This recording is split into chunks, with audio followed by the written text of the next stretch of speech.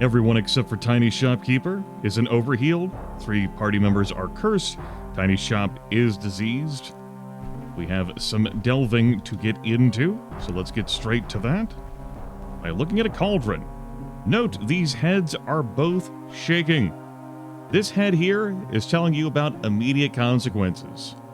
This head here is telling you about potential benefits.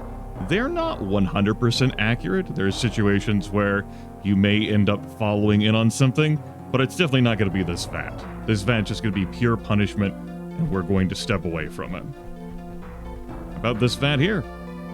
Head shaking here saying, it's gonna hurt. This head here saying, but the rewards. Necrolo2 gets +1 all statistics permanently, but went from overhealed to 55 of 64 HP. Well, we check this one. Do it again.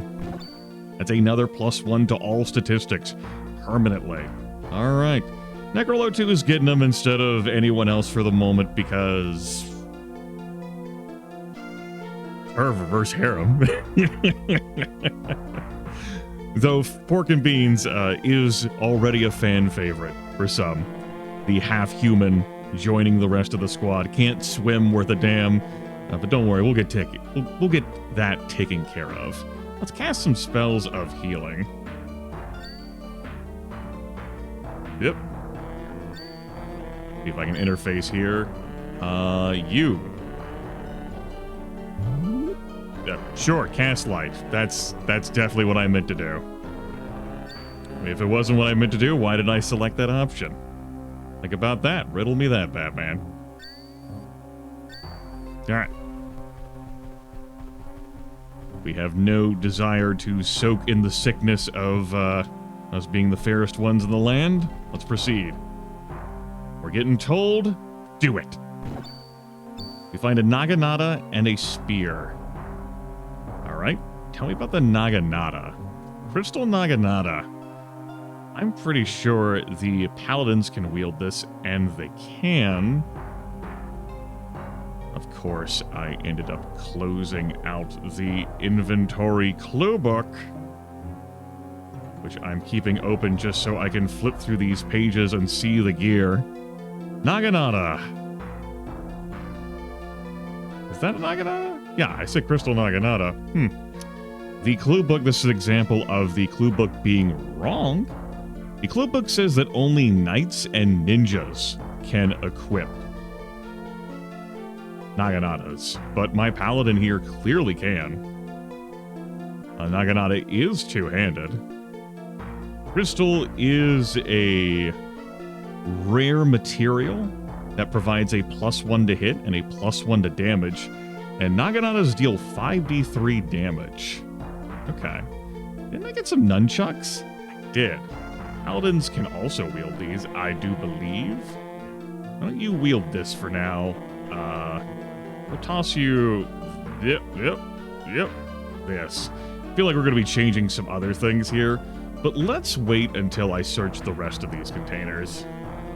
Necrolo2 could probably handle another one of these. I am not going to need these spell points. I'll get fully refreshed when I head back and train, and I'm just pouring the support into one character, though, as is the case with later mind magics, there are diminishing returns as your stats go up. This one's a flat no. This one's a yes. We got another Naginata, and we got a metal. Metal is an accessory, a sparking metal. That sparking metal is going to provide us some electric resistance. Sparking provides 7 electric resistance. Okay. Why don't we have you wear this? We also have this burning belt. I'm going to have you put that on. Okay. Fine, game. Because as my robber, you will get exposed to the most danger with opening things in that regard. Okay, another Naginata.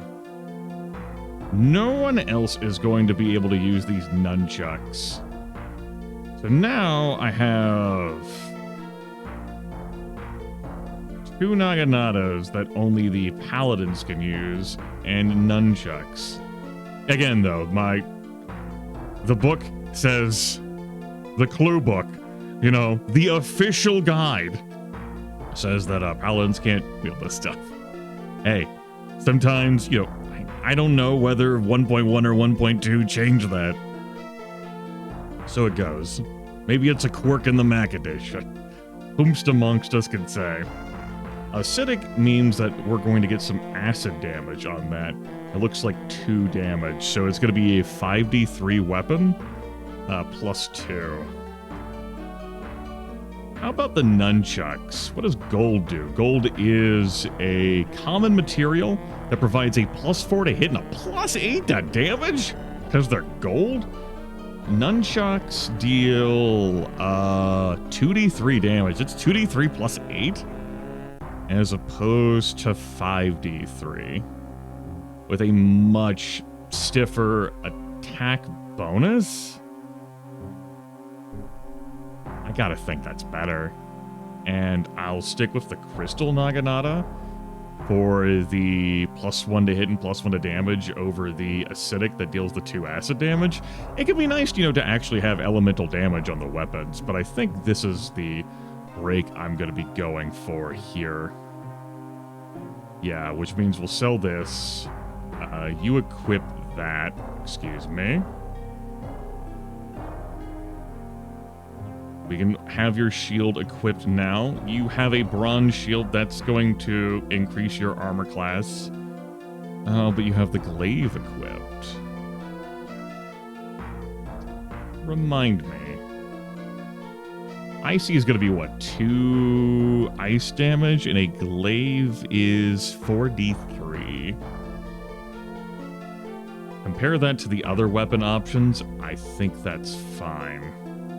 Let's see what our friend can equip in that, and we'll toss the shield over. We'll give you this cloak. You could probably use the extra armor class. You cannot use a shield. Archers, I guess. Shrug. Can you use a glaive? You can. Okay. We have you use this glaive. That way we can have our robber use the swords and the shield. Cool. As in this, I'm pretty sure it's going to be the long sword I have equipped here. It's going to be a 3d3 as opposed to the rest of the stuff. The saber is a 42? Yes. All right, cool. There's definitely going to be some inventory management. We're going to go turn in our quest, get oodles of experience, and we're going to walk back to Vertigo. We'll fight some enemies along the way as we're heading through Toad Meadow. And, yeah, we're just going to be doing some inventory after I finish looting these cauldrons. So if you are really into this, and what else, the hell else am I going to do with this video length?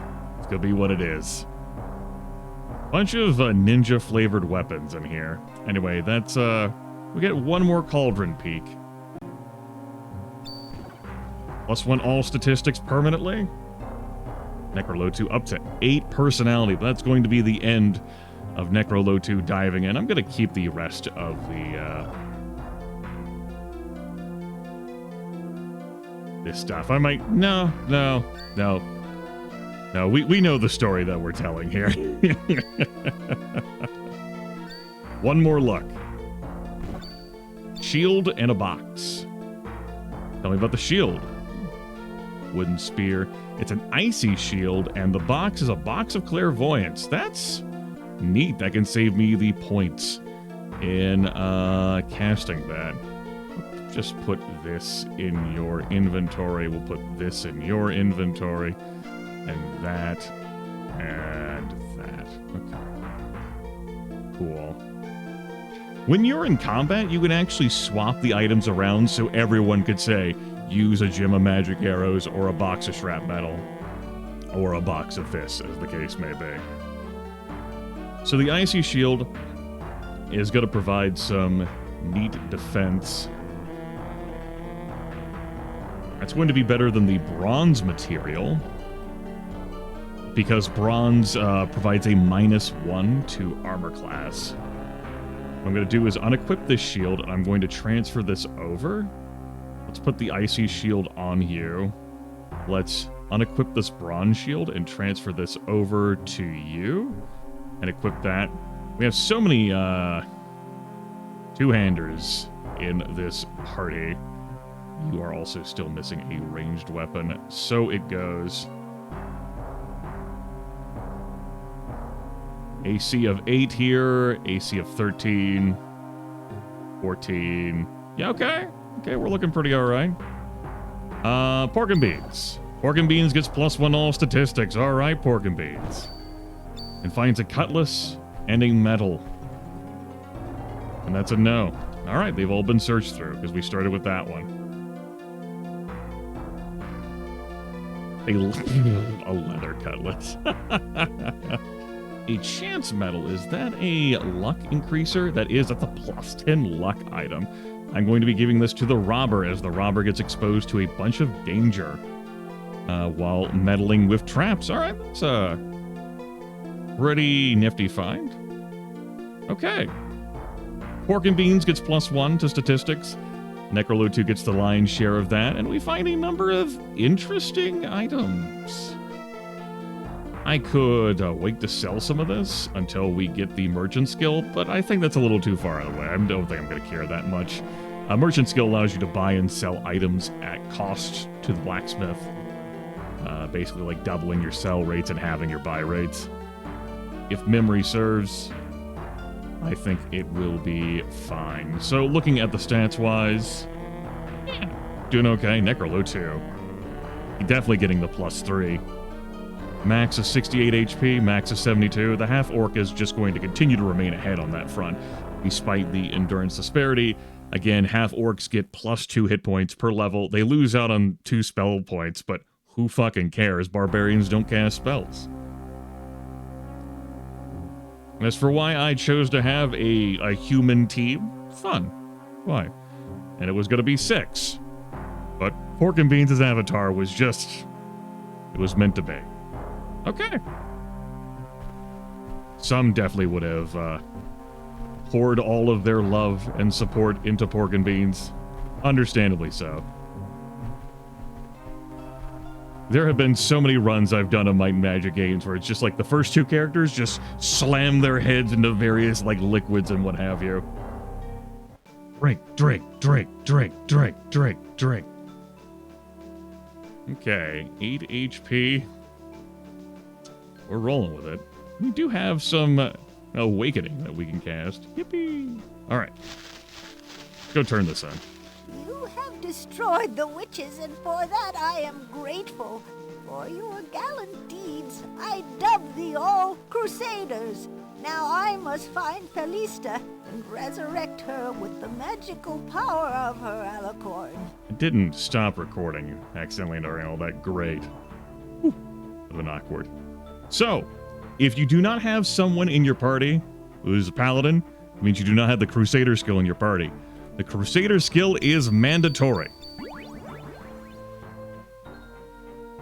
I, Felista, grant all great adventurers the title of Crusader. As you can see, this is a fairly easy pickup. We're in our starting zone. Just go a little bit south, following the news and knowledge, and we got buffed at the temple. We're coming here. We didn't have to take the warp to get here, though. We could have just walked. This buff will expire before we get back to Vertigo.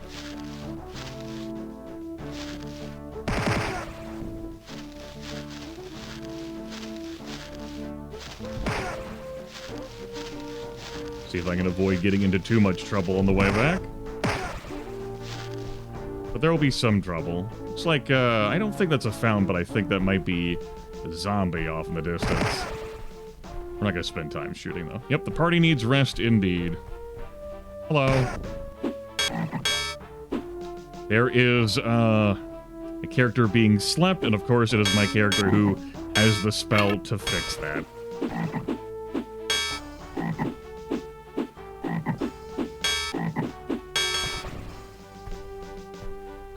Things go a little bit different when the party's having a snooze and their weekend and the buffs expire. So it goes. Really do not want to deal with that orc right now.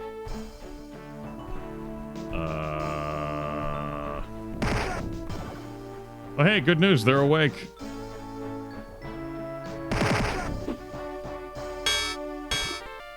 Multi-orc. Great. I do not need to spend time healing. Thanks for the ingredients. I'll make a batch right away. Let's turn in this antidote root. Preferring a root to get 5 potions of antidote. That'll be helpful for our next session. Enter Vertigo. Alright, we got some gold on hand and we got some training to do. We got ass loads of experience. The plus 60,000 there really made a huge difference. I'm pretty sure the barbarians are going to be able to get up to level 8. Before I do any of that, I'm going to go fix some conditions, because Tiny Shopkeeper is basically a game check away from this character should be dead. Because the disease has progressed on our way back. It's a serious condition. It is the 19th. May we help you?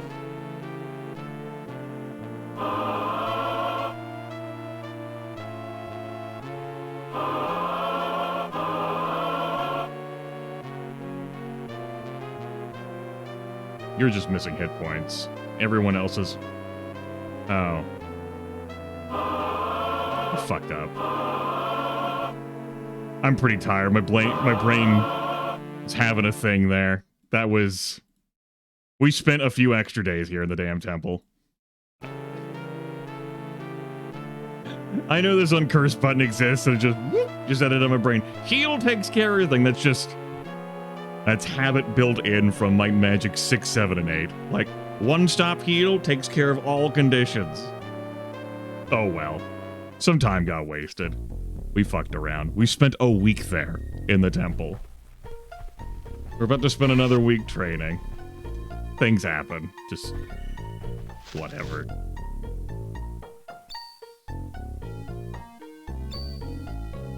No, Grimith, how? Why could you? Why? Why could you? Yeah, sure. Migraines are a hell of a drug. See spots responsibly. Looking to train? Good job. Not today. Good job. Good job. Good job. Not today. Good job. And that is going to refresh spell points. That puts our paladins at 24, our archer at 28. I could have visited the blacksmith before visiting the trainer because there's going to be a gear refresh, but I'm also, whatever, I'm not fussed about it. I definitely do want to hit up the blacksmith, though, to sell things, and there might be something interesting to buy. As it stands, we don't have a whole lot of gold. Next session, I'm going to go to River City to pick up swimming for pork and beans. At the very minimum. I don't intend to spend a lot of time there in River City, but I definitely want to teach pork and beans how to swim. The other thing I might do there is access the Arms Master skill trainer. That is 300 gold to teach an individual the Arms Master skill, which increases their odds to hit with weapons. It's like a minor bonus, like maybe like a +2 for like the varying dice rolls that we can't see, which is pretty nifty. You can see here, pork and beans with the half-orc advantage and HP. Necrolotu, though, not too terribly far behind, courtesy of the high endurance. Tiny Shopkeeper, thanks to the extra level, at 88 hit HP over Vic Badshot. 84, and the two paladins at 70. We got some spell points. Armor class-wise, definitely the archer could stand to have some. And gear-wise, I think I took care of everything to equip. Leather cutlass, please.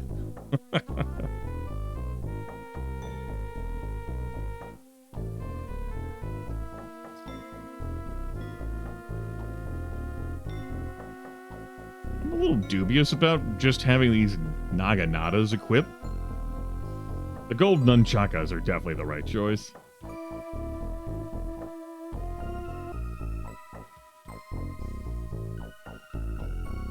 I mean, they do deal some damage. That's what we found in the burning cauldrons. Thanks, Clairvoyance. You note there the increased resistances for Tiny Shop, courtesy of the gear that we have equipped. The +5 ice resistance we have on Zachary due to the ice shield. And the lower resistances for Pork and Beans due to being a half-orc instead of a full-blooded human.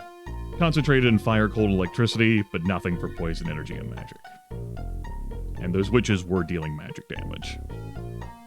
Alright, how long has this video gone? We're at a 20-minute mark. We could spend some time doing a little bit of shopping. I never looted these containers. A box. And a pike. A pike. Well, I don't think I'm equipping the pike. Let me quickly check what damage that does. That's a 2d8.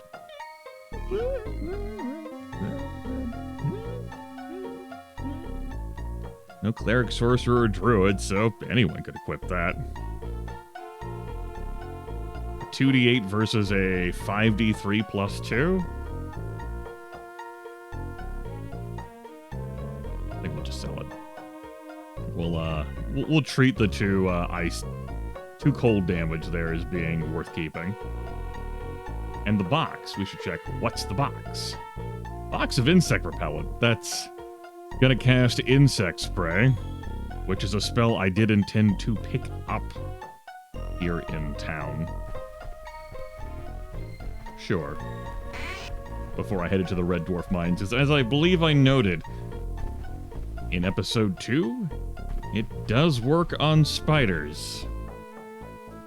What do you want? I want you to buy my shit. Lapis Bardiche. Lapis.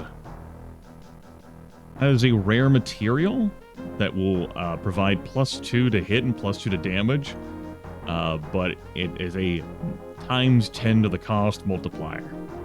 A leather Bardiche. Oh boy! But we just sell some things for now.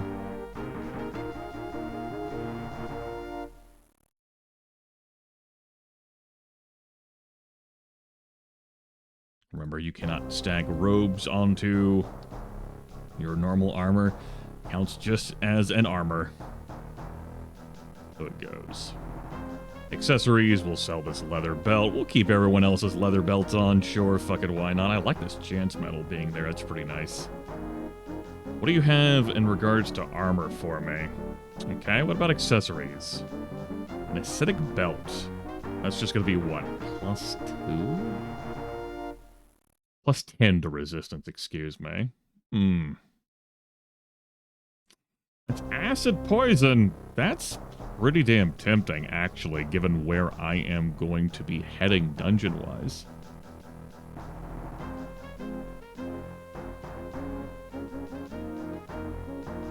Yeah, considering what I'm thinking about exists in...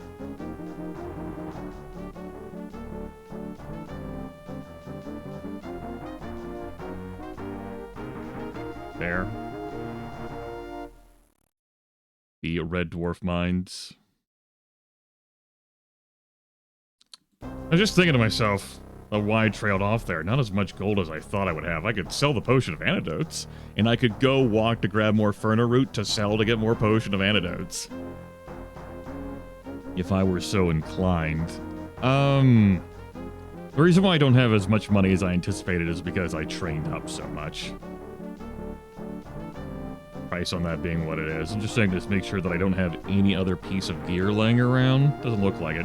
I am going to pick up this acidic belt. And sell your leather belt, Pork and Beans. You get to have a fancier belt. Hell yeah.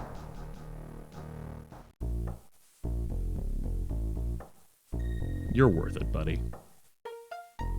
That's going to provide +10 poison resistance. Pork and Beans doesn't have any base, and so that's going to help the flat poison, help keep pace with the flat poison resistance the humans have.